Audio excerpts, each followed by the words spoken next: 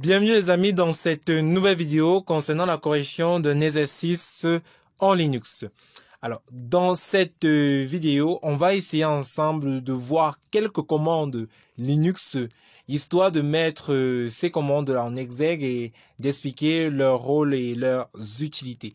Ok, si vous n'êtes pas encore abonné à la chaîne YouTube, n'hésitez pas à vous abonner, à lâcher le petit pouce bleu et aussi à partager la vidéo à la fin, bien sûr, si elle vous a plu. N'hésitez pas à mettre un commentaire si vous avez des petits problèmes avec les commandes que je vais taper ici. Donc, si arrivé à la maison, voilà, ou si à la maison, vous n'arrivez pas à exécuter effectivement les mêmes commandes que je vais exécuter ici, vous allez juste venir au niveau du commentaire et mettre un petit commentaire concernant cela. Alors, ce que je vais faire, c'est que par la suite, je vais utiliser un interpréteur en ligne pour essayer de tester tout ce qu'on est en train de faire là. Ok, donc sans plus tarder, ce qu'on va faire, c'est qu'on va aller se diriger dans le site, sur le site pandacoder.com où vous pouvez retrouver l'intégralité des exercices en Linux. Donc, nous, on va s'intéresser à l'évaluation en système d'exploitation test 03 sur 10. Donc, le problème est sur 60 points. Il va comporter plusieurs parties. L'idée, c'est qu'on va corriger chaque partie sous forme d'exercice. Donc, la première partie que nous allons faire aujourd'hui va concerner les chemins d'accès, les fichiers et répertoires. Mais avant d'arriver là, on va essayer de voir de quoi il est question en fait. On dit ceci. Problème. Soit l'arborescence suivant décrivant la structure des fichiers et répertoires de la machine d'Enzo. Le répertoire support de cours est contenu dans le répertoire Genius. Ok. Donc, qu'est-ce qu'on veut dire par là? Ça veut dire que le répertoire support de cours là, toute cette branche là, eh bien, elle est raccolée au répertoire Genius. Donc, visuellement, ça donne quoi? Visuellement, ça donne ça. Donc, le répertoire support de cours est raccolé au répertoire Genius. Bien, ce qu'on va faire maintenant, c'est qu'on va essayer de corriger ensemble les questions de la partie A. Donc, on va réduire notre navigateur là, tac, ok, et on va ouvrir notre fichier qui comporte un élément de correction là, et au milieu, on va ouvrir notre shell, ok, super. Ok, donc sans plus tarder, on va essayer ensemble de corriger ces exercices, ces questions en fait.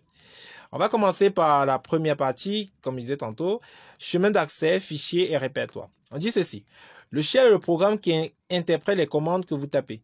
Vous pouvez considérer que c'est un synonyme de console. Ok. Alors, première question, à quoi correspond le répertoire bin, home et lib sur notre arborescence? Donnez une définition pour fichier et répertoire. Donc, la question est à deux volets. Donc, l'idée, c'est de répondre au premier volet, ok, qui dit à quoi correspond le répertoire bin, home, lib, etc. Alors, l'idée, ce qu'on va faire, c'est que je vais me positionner sur la racine de mon arborescence, de l'arborescence de ma machine, en faisant un cd/, ok, comme ceci. Donc là, ça me spécifie bien que je suis au niveau de la racine. Bien, j'aimerais préciser un truc. Présentement, je suis sur le système Kali Linux. Ça ne dérange pas si vous êtes sur Debian ou sur Ubuntu, donc ça ne dérange pas, les commandes vont marcher effectivement, donc ça ne dérange pas. Donc que ce soit sur Ubuntu ou sur Kali Linux, ça ne dérange pas. Alors, si je suis là, je tape maintenant la commande ls. Donc je suis au niveau de la racine de tous mes répertoires. Donc la racine de mon arborescence. Je vois bien que j'ai le répertoire lib, le répertoire bin, home et lib. Ok, ça veut tout simplement dire qu'en faisant un /bin, un cd, voilà, si je fais un cd/bin, eh bien je peux accéder au répertoire bin. C'est ce que je vais faire en fait. Ok, là je vois bien que je suis sur le répertoire bin. Pas mal, ok. Alors ce que je vais faire, c'est que je vais taper un ls pour voir les éléments qui sont à l'intérieur du répertoire bin. Notamment, je vois plusieurs éléments pour la base de données MariaDB. Alors, ça veut tout simplement dire quoi? Ça veut tout simplement dire que le répertoire bin va contenir des programmes exécutables susceptibles d'être utilisés par tous les utilisateurs de la machine. Donc, c'est un petit peu ça, le rôle du répertoire bin. Ok. Passons maintenant au répertoire Home. Donc, ce qu'on va faire, c'est qu'on va faire un CD2 points pour remonter au répertoire parent. OK. Je tape un ls, OK, un ls. Je vois que j'ai toujours mes répertoires là. J'ai mon répertoire bin que j'ai déjà vu, OK, et j'ai mon répertoire Home. Donc, on va faire la même chose. On va faire un slash Home, OK, OK, slash Home. Donc, CD slash Home. Bien. Alors, CD slash Home, je suis sur le répertoire Home. Alors, on va voir ce qu'il y a à l'intérieur. On fait un ls. OK. Quand je tape un ls, je fais un ls, je vois que j'ai joué l'YK. En fait, quand je tape un ls, je vois que j'ai les utilisateurs, c'est-à-dire l'utilisateur, jouer l'YK. Alors, le répertoire Home, c'est le répertoire personnel des utilisateurs. C'est dans ce dossier que vous placerez vos fichiers personnels à la manière du dossier Mes documents sur Windows. Donc là, j'ai notamment l'utilisateur, le répertoire qui porte le nom de l'utilisateur jouer YK. Et si je vais aller un peu plus loin dans mes recherches, bien sûr, je fais slash home jouer YK et je fais un ls, et bien je vais voir tous les documents, tous les dossiers de l'utilisateur jouer YK. Ok, donc là, c'était tout pour le home. Ok. Alors, ce que je vais faire 2 points, ensuite encore CD 2 points pour revenir sur le répertoire racine. On va maintenant essayer de s'intéresser au répertoire lib. Ok, donc ce que je vais faire, c'est que je vais toujours inspecter avec un ls pour voir les fichiers qui sont à l'intérieur. Et je vois bien là que mon répertoire lib est juste là. Ok, donc ce que je vais faire un cd slash lib. Ok, fais un cd slash lib, j'entre. Et je suis positionné sur le répertoire lib. Bien. Maintenant, je fais un ls. Quand je fais un ls, alors, je vois plusieurs éléments. Notamment, je vois des fichiers avec l'extension .so. Alors, le répertoire ou dossier lib contient des bibliothèques partagées. Généralement, des fichiers d'extension .so utilisés pour les programmes. C'est en fait là qu'on trouve l'équivalent des fichiers .dll de Windows. Alors, comme je vous l'ai montré, vous avez plusieurs fichiers d'extension .so. Alors, ça veut dire quoi un fichier avec l'extension .so? Alors, c'est un fichier de bibliothèque partagée, tout simplement. Il contient des informations qui peuvent être utilisées par un ou plusieurs programmes pour décharger des ressources afin que les applications appelant le fichier SO n'aient pas à fournir le fichier. Très bien. Donc, ça, c'était le petit tour du proprio, c'est-à-dire le petit tour de tout ce qui se trouve au niveau de la racine. Donc, on a vu quelques répertoires, on va pas voir tout. Hein. Donc, on va s'intéresser maintenant à la prochaine question qui est la définition de répertoire. Alors, un répertoire ou dossier est donc un objet informatique qui contient des fichiers ou encore c'est un conteneur. Alors, un répertoire peut contenir un autre répertoire et un autre répertoire ou des fichiers. Alors, je vous ai montré ça ici. Comme par exemple, si je viens me positionner là, je fais cd slash home, je vois les YK, je fais un ls là, ok. Je viens dans le répertoire, je fais cd image, ok. Et quand je fais ls, je suis dans le répertoire image, ok. Le répertoire image contient lui-même un autre répertoire qui est en bleu là, le répertoire rep, et contient d'autres fichiers. On a screenshot.png, fiche.txt et fiche. Donc c'est un petit peu ça. Donc voilà un peu pourquoi on dit qu'un répertoire c'est un conteneur. Concernant un fichier correspond à un enregistrement de données informatiques stockées dans votre ordinateur. Alors, un fichier a un nom et éventuellement une extension. Quand on dit éventuellement, je prends le cas pour fiche là et fiche.txt.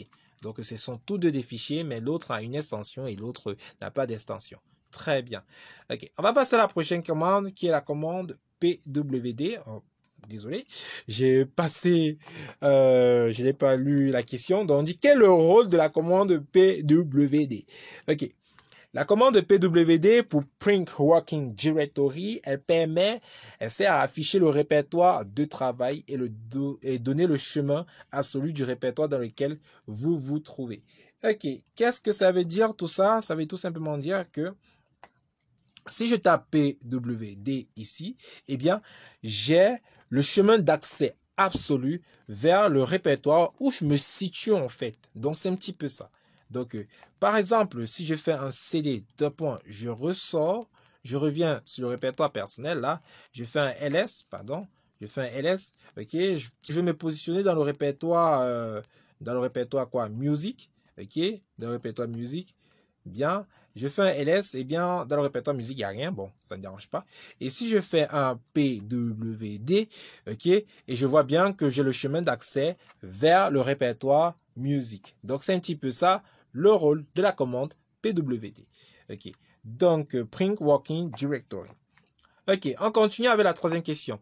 Une commande n'est rien d'autre qu'un programme qu'on peut appeler n'importe quand et n'importe où dans la console. Donner ainsi la commande permettant à Enzo de déterminer l'emplacement de la commande pwd. Alors la commande qui permet de déterminer l'emplacement d'une commande, en fait, c'est la commande which. Which permet de connaître l'emplacement d'une commande. Alors, pour des besoins techniques et pour des besoins, pour ne pas perdre de temps à faire quelques petites modifications avant que ça puisse marcher sur X, ce que je vais faire, c'est que je vais ouvrir un éditeur en ligne, ok, ok. Donc, je vais ouvrir un éditeur en ligne. Là, je vais essayer de refresh la page. J'espère que ça ne va pas prendre trop de temps. Ok, si je fais... ok, je tente un petit peu. Ok, donc...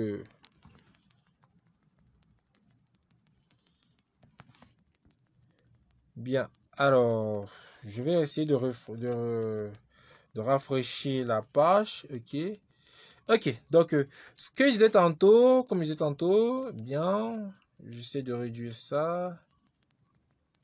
Ok, ok, bien. Donc, la commande la commande which, pardon, elle permet de connaître l'emplacement d'une commande. Alors, ici, on veut connaître l'emplacement de la commande pwd, ok, pas de souci. Donc, ce qu'on va faire, c'est que, ce que je vais faire déjà, c'est faire directement which, là, ok, which pwd. Ok, donc je vois bien que la commande pwd se trouve dans user bin pwd. Alors, on va y revenir sur notre machine, voilà, pour essayer de voir tout cela. Ok, alors si je fais ceci, si je fais slash, donc si je fais cd slash user slash bin par exemple, ok, et je fais un ls. Ok, ok, ok, ok, ok, ok, ok, ok, ok, ok. Alors, est-ce que je vais rapidement voir ça? Est-ce que je vais rapidement voir ça? Attendez, j'ai grandi une fois. Ok. Bien. Ok.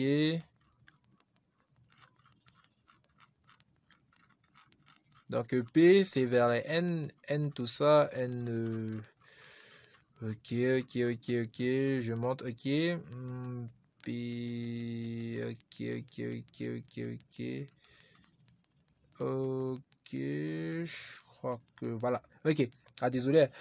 Donc voilà la commande pwd. Vous voyez bien, voilà la commande pwd. Ok, donc effectivement, la commande which nous permet voilà de connaître l'emplacement d'une commande. Par exemple, si je dis which, par exemple, je veux connaître l'emplacement de la commande cd. Cd, c'est la commande qu'on utilise pour changer de répertoire. Ok, ça me met user bin CD. Alors, ça veut tout simplement dire là que je vais trouver toujours CD là, en fait. Donc, si je remonte bien, ok, ok. Bon, je crois que c'est dans là, ok, ok. Voici les CD. Bien, j'espère que j'ai bien user bin, ok. Donc, là, j'ai, oh, je suis encore parti. Donc, voilà deux commandes, voilà les commandes CD en question. Alors, si je tape une autre commande, par exemple, use which, bon, faisons vite, which, par exemple, which, par exemple, ls, par exemple, ok. Donc, ça me fait un bin ls. Ok, bin ls, bin ls, bin ls. Donc on va voir ça, on va voir le dernier et je pense qu'on va arrêter avec ça. Ok. Ok. Ok, je crois qu'on est déjà sur... Ok. Bien, voilà ls. Donc voilà la commande ls. Bien, vous pouvez vous amuser à taper plusieurs commandes. Bien sûr, ça ne dérange pas en fait. Donc vous pouvez taper 8 mkd, 8 rm et 8 mv. Donc c'est à vous de voir tout cela. Bien. Alors nous on va revenir là, on va continuer avec les questions, ok? Donc, on va fermer ça, on va continuer avec les questions. Donc, c'était pour des besoins vraiment pratiques que je suis parti exécuter ce code en ligne, ok? Mais sur les systèmes tels que Ubuntu, ça, vous n'aurez pas besoin de faire cela. Bien, ok. Donc, on va continuer avec la prochaine question qui est 4. Donnez la commande qui permet de faire du répertoire Genius le répertoire courant. Ok. La commande qui permet de faire d'un répertoire le répertoire courant, c'est la commande cd.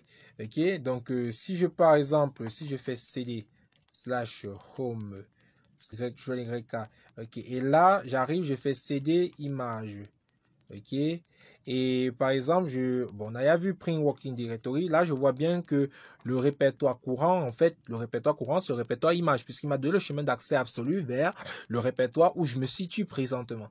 Et bien, et j'ai encore une indication là pour dire que je suis situé sur le répertoire image. Donc en tapant la commande cd image lorsque je me trouvais dans le répertoire jouer YK. Ok, donc la commande qui permet de faire du répertoire Genius au répertoire courant. Ok, n'oublions pas que le répertoire Genius, il est situé juste au-dessus du répertoire Home. Donc tout ce qu'on va faire comme chemin d'accès absolu, c'est dd slash home Genius. N'oublions pas qu'à la question 4, on s'était positionné sur le répertoire Genius. Maintenant, on vous demande le chemin d'accès relatif vers ce répertoire. En fait, c'est tout simplement le point. Donc, c'est un petit peu ça. Bien. Ok, donc on va continuer avec la question 6. Donner la commande permettant de créer un répertoire.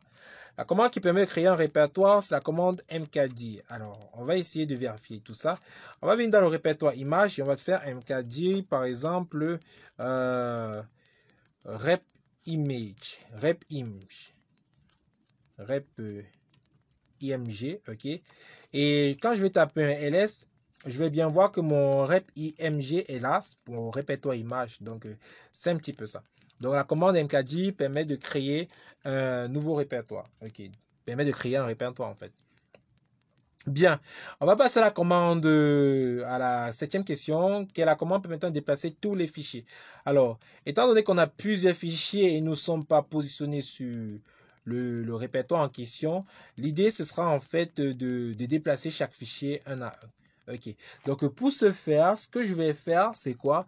Étant donné que je suis le répertoire courant, ce répertoire Genius, okay, je dis seulement point slash, puisque là c'est Genius, ok, c'est le répertoire courant. Le répertoire, je me base sur la notion de chemin d'accès relatif.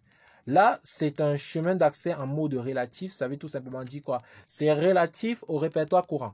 Donc, le point signifie le répertoire courant. Le point ici signifie Genius. Donc, je suis dans le répertoire Genius. Et juste après, je peux accéder au répertoire support de cours. Et lorsque j'accède au répertoire support de cours, eh bien, je peux accéder au fichier C++. Donc, c'est un petit peu ça. Et je vais faire ceci pour chaque fichier. Donc, j'agrandis un petit peu là pour vous essayer de voir. Donc, en tenant compte que je dois toujours préciser un espace là et un espace là. OK. Et ici, je dois aussi mettre un espace là. Donc, il y a un espace entre le chemin source et le chemin de destination. Le fichier C++ va venir se loger. Donc, c'est un petit peu ça. Ok. Donc, ça, c'est la commande pour créer, par exemple, pour déplacer des fichiers. Ok. J'aimerais un peu revenir sur un truc. Si je dis ceci, mkdir rep image. Ok. Alors, on dit ceci, impossible de créer le répertoire rep, le fichier existe. Donc là, vous avez vu un truc.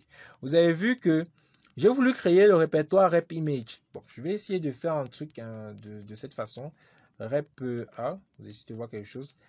Donc, on dit ceci. Impossible de créer le répertoire image, le fichier existe. Ok, je vais changer, bizarrement. Je voulais montrer un truc. Ok, alors, on dit impossible de créer le répertoire rep 1, le fichier existe.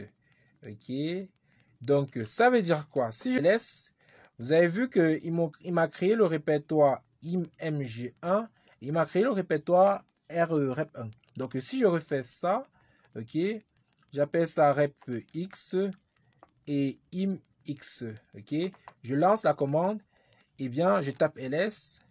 Là, vous allez voir qu'il m'a créé les deux répertoires imgx et repx en même temps. Donc, il faut faire attention.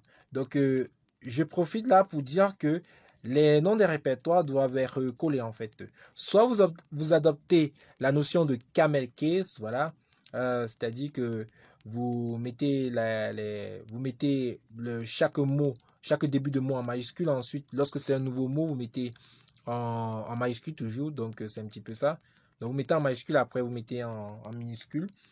Alors, donc, il faut privilégier le fait de coller en fait ces noms de répertoire. Sinon, en pratique, comme vous l'avez vu, ça passe pas, tout simplement.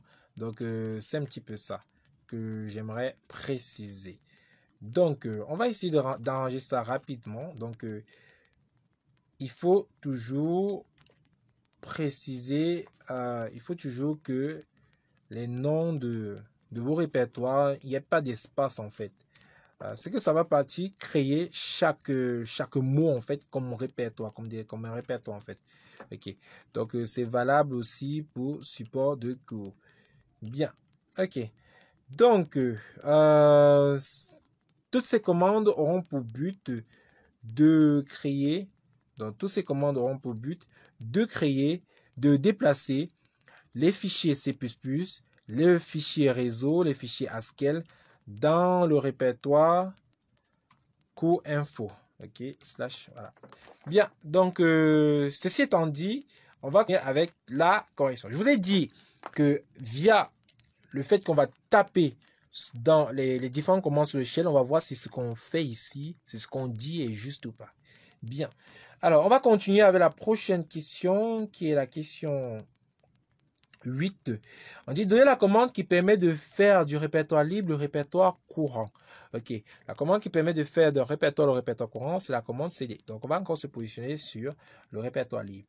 Ok, alors la question 9, on dit donner la commande permettant de supprimer le répertoire support de cours ainsi que tout son contenu. Alors si vous avez bien compris ce qu'on a fait à la question 7, en fait il n'y a plus rien dans le répertoire support de cours. Il n'y a plus rien dans ce répertoire. Du coup, juste cette commande rm-r va suffire en fait. C'est vrai que pour supprimer un répertoire, il faut toujours utiliser ces deux commandes, mais ça ne dérange pas. Donc l'idée, c'est on va essayer de supprimer tous les répertoires qu'on a eu à créer là. Donc on va commencer par repx, ok. Ok, ensuite on passe avec rep1, ok. Ensuite on passe avec image A, ok. Ensuite image X, ok.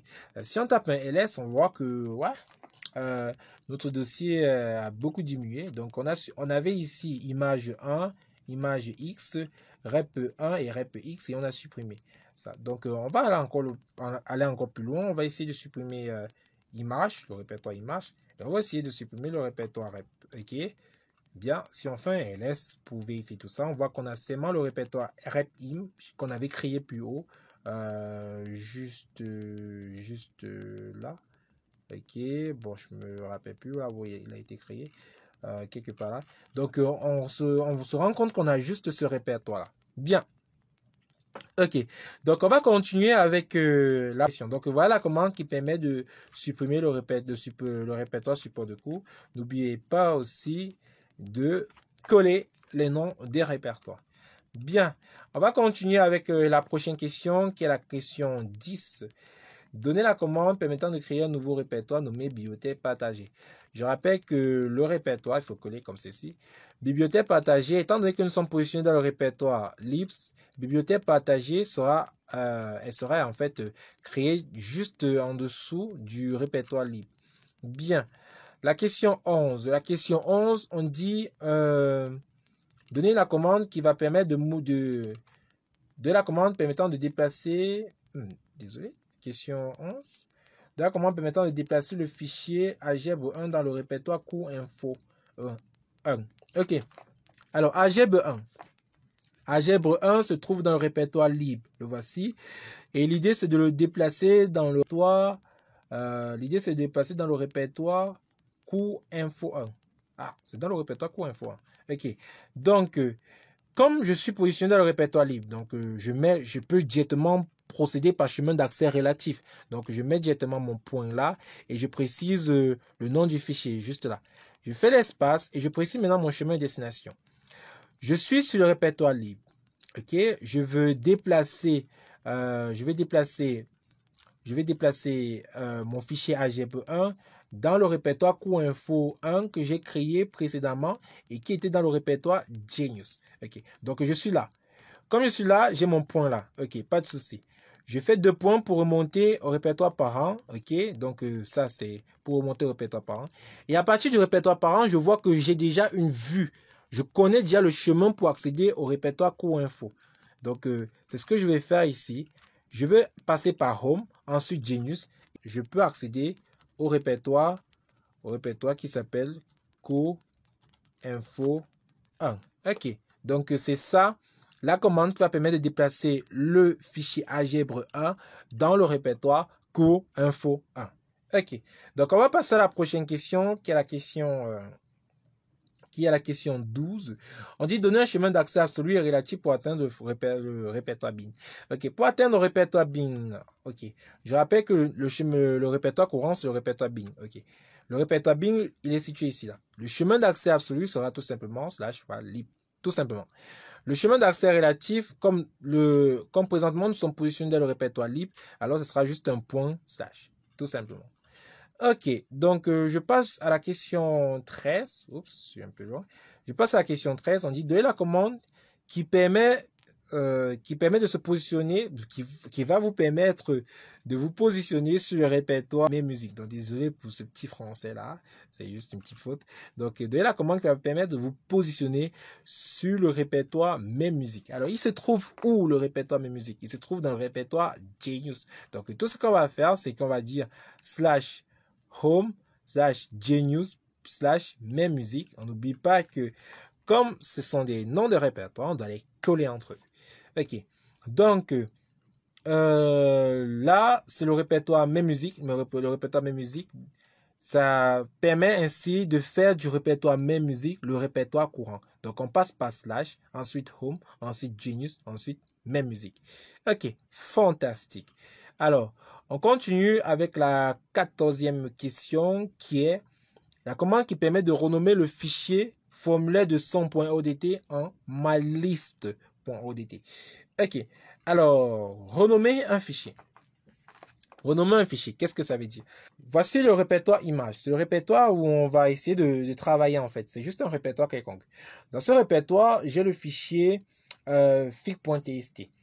L'idée, c'est de modifier ce fichier-là, de le renommer. Alors, pour ce faire, j'utilise ceci. On va voir ensemble si la commande marche effectivement.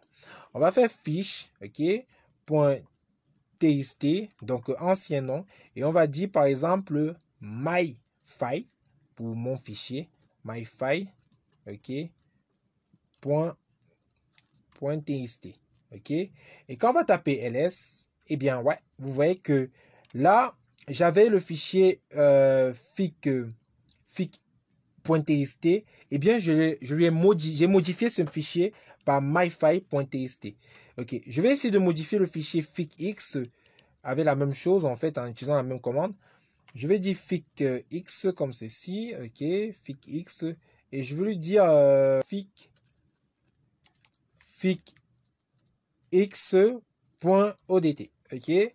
Enfin, ls, eh bien, ouais, vous voyez bien que j'ai pu modifier le fichier. Dans la commande mv, on l'avait vu dans le sens où elle permettait de déplacer des fichiers. Eh bien, ouais, la commande mv permet aussi de renommer quelquefois des fichiers. Donc, c'est un petit peu ça. Eh bien, les amis, on arrive à la fin de cette vidéo, on arrive à la fin de cette première partie. Alors, j'espère que vous avez appris énormément. Et tout ce que je peux vous dire, c'est rendez-vous dans la prochaine vidéo. Et n'hésitez pas à partager la vidéo si elle vous a plu, à lâcher le petit pouce bleu et à commenter si vous avez eu des problèmes ou si vous ne comprenez pas certaines notions. Donc, merci les amis. À très bientôt pour une nouvelle vidéo.